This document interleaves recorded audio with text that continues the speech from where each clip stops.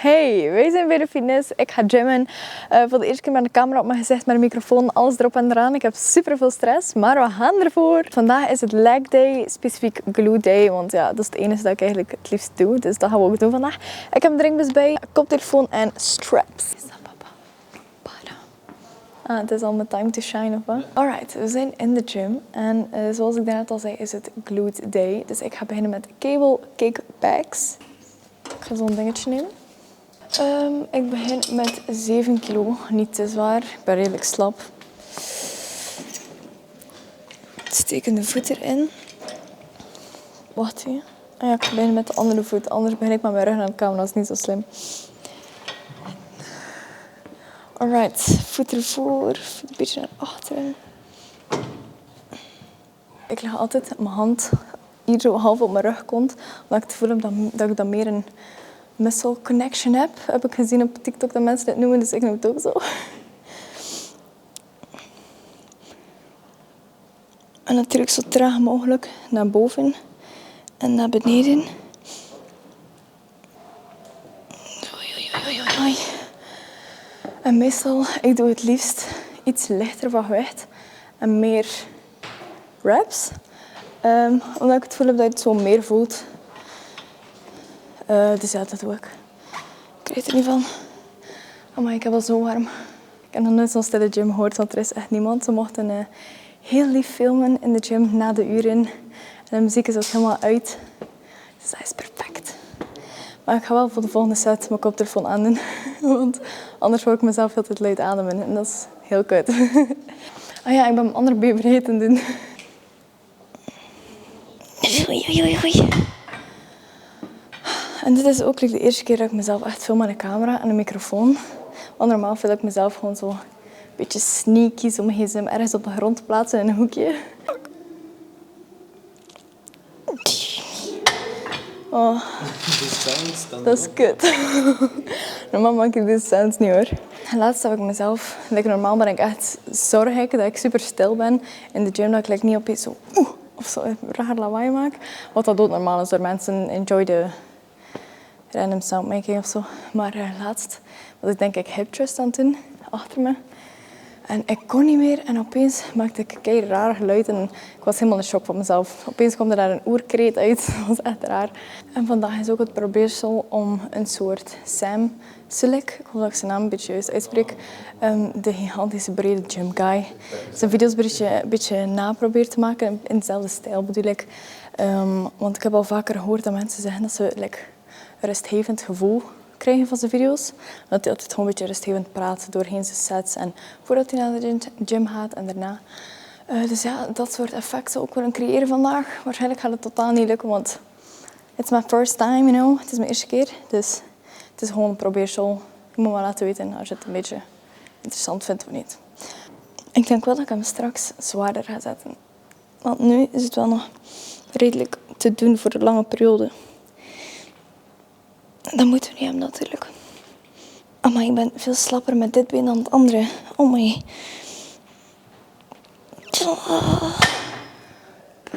Pijn, zoveel pijn. Ik hoop echt niet dat ik stink. Stink ik? Alright, de volgende oefening is hip thrust. Doe ik met de machine. Normaal deed ik het met de Smith machine, maar het is te veel werk om op te zetten, dus ik pak gewoon die machine. En ik begin met 10 kilo voor op te warmen en voor aan te voelen hoe het zit vandaag. Waar de fuck is 10 kilo?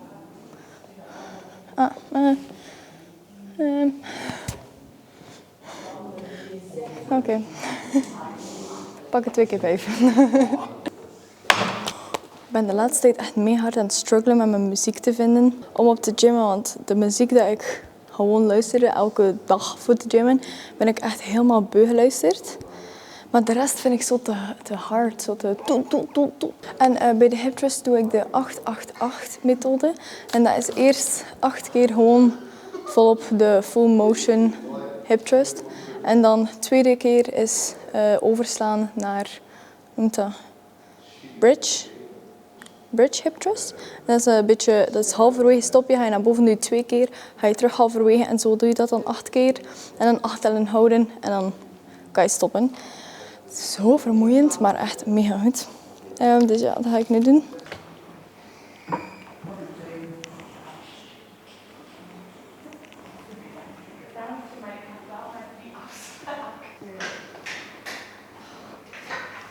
Ik hou zoveel van hip thrust. Dat is echt abnormaal. Dit is echt mijn allerfavoriete. Mijn meest favoriete ooit. Mijn Nederlands is niet aanwezig vandaag. Het spijt me oprecht. Hier hangt er 10 kilo. Blind. Zo blind. Alright. Het enige geluid dat je nu gaat horen is gewoon buitenademheid. Gewoon luid adem. Het is mega tof. Soms heb ik het gevoel dat ik echt een jaar wacht tussen mijn oefeningen. Maar dan kijk ik naar de klok en is het echt maar een minuut. Dat voelt echt veel langer. Wat is de normale tijd om te wachten tussen een oefening? Vraag me dat echt af. Laat weten in de reacties hoe lang jij wacht tussen je oefeningen in. Want ik wil dat echt weten.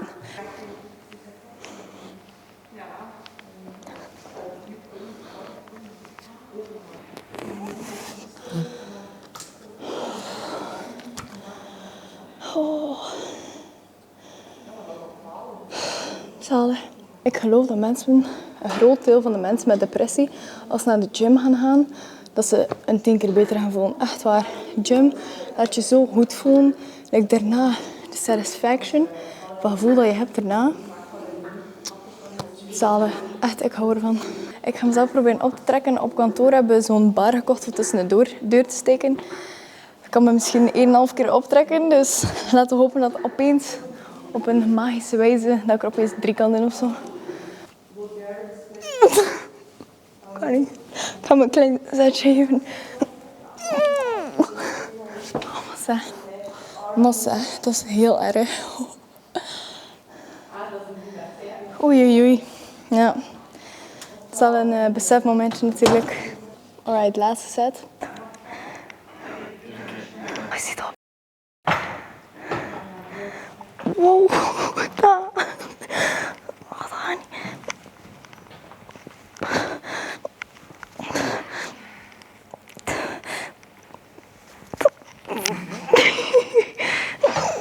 Ik krijg niet naar boven.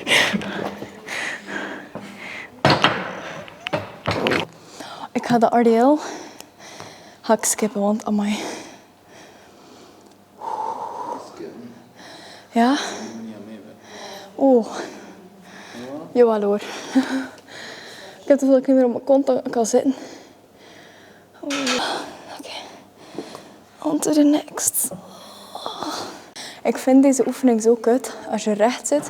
Want ja, als je recht zit, ja, dit ziet er kei niet uitputtend uit. Maar wat dat deze oefening eigenlijk je glutes gaat killen, is dus ik doe 5 keer gewoon rechtzittend. En dan ga ik naar voren leunen. En dan doe ik 15 keer zo. Of ja, eigenlijk 12, maar meestal kan ik 15 keer. En ik zet het op 50 kilo. Dus ja, maar ik ga eerst wel achter water. Want ja, dus bij deze gym heb je zo'n kraantje en je kan gewoon kamertemperatuur water, maar ook ijskoud. En echt, ik hou ervan. Ik doe altijd ijskoud. Het is wel een gigantisch luide straal. Ik ga zeggen de laatste oefening, want ik kan echt gewoon niet meer. Normaal doe ik nog 2 andere oefeningen, de RDL, maar wij gaan meestal 's ochtends, lekker rond 7 uur. En dan kan je niet zo hard pushen, like nu 's avonds, alleen 's namiddags. Dus ik ben wel blij dat ik nu zo hard kan pushen. Maar normaal doe ik nog RDL. En ik weet eigenlijk niet, ik denk dat dat sumo squats noemt. Maar je staat dus zo met je benen wagenwijd open. En dan ga je met een dumbbell door je benen. Dat doe ik dus ook nog. En voel je ook mega goed. Maar nu doe ik de hip abductor. Hip abductor. Dus ja. En nu gaan we naar voren. Zo. Massa. Hoe dat op pijn.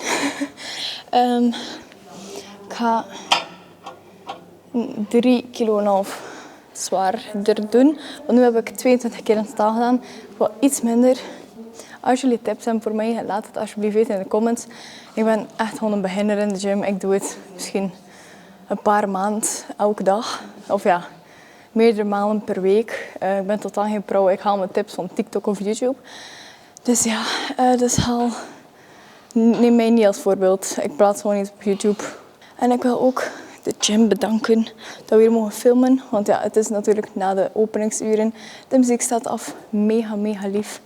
Dus ook heel dankbaar voor dat. Het lichtje is uit, het pinken is uit. Dat betekent dat het al langer dan 2 minuten is. Dus we gaan weer.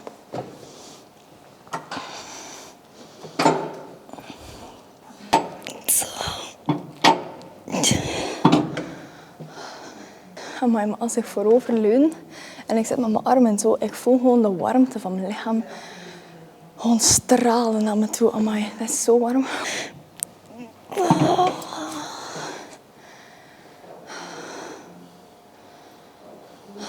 Ik zag even zwart, oh my god. Nu moeten we stretchen. Want ik stretch nooit en ik moet het echt beginnen doen. Dat is heel belangrijk. We zijn inmiddels terug op het kantoor en nu is het tijd voor mijn proteïnshake te maken. We hebben heel veel ingrediënten, dus laten we beginnen. Ik heb in mijn potje al rode besjes. Het zijn wel diepvriesbesjes, dus het is echt nog steenhard, maar oké. Dan doe ik er melk in, meestal rond de 200 milliliter is dat zeker, ja.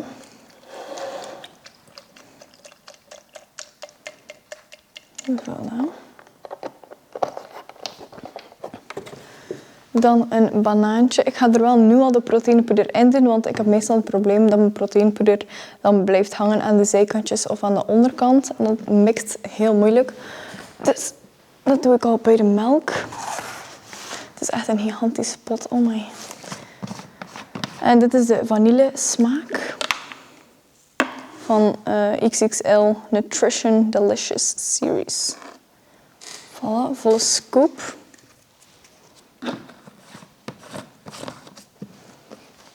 Dat meng ik dan ook even. Voor hoever het lukt met de besjes erin, want het is echt niet zo soepel.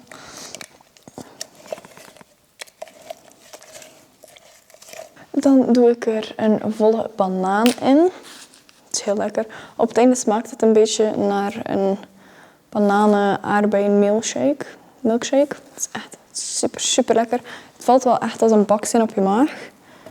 Maar is goed, is helemaal goed. Alright. Ik had beter een papiertje meegenomen eigenlijk. Oké.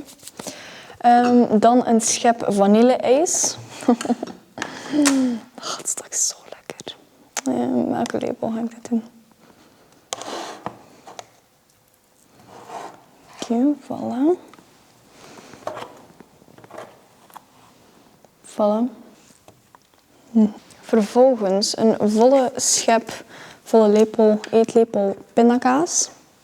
Ik vind het zelf niet zo'n lekkere smaak hebben, maar sommige mensen vinden het echt verrukkelijk. Dus ik doe er niet al te veel in. En dat was het alweer, denk ik. Right, nu gaan we het mixen. Alrighty. Dan een drinkbeker. Gewoon van Action. Super mooi, super handig. Hoe ga ik dit praktisch doen? Hè? Normaal doe ik dit boven de wasbak, maar de keuken is veel te weerhalmend. De akoestiek is echt verschrikkelijk, dus we hebben het hier even stiekem doen. Oké, ik ga dit gewoon even hierboven houden.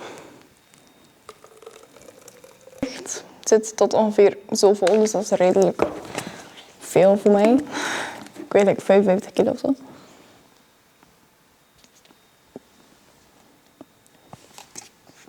Ja, verrukkelijk, echt super lekker. Alright, dat was het voor deze video. Ik hoop dat je ervan genoten hebt. Ik vond het super leuk om te maken. Laat zeker weten in de reacties als je zo'n soort gelijke video's meer wilt zien. En nog eens super bedankt aan de Fitness Energy. Dat we mochten filmen na de uren was ook echt zalig. Dus ja, hopelijk tot de volgende keer. Bye bye!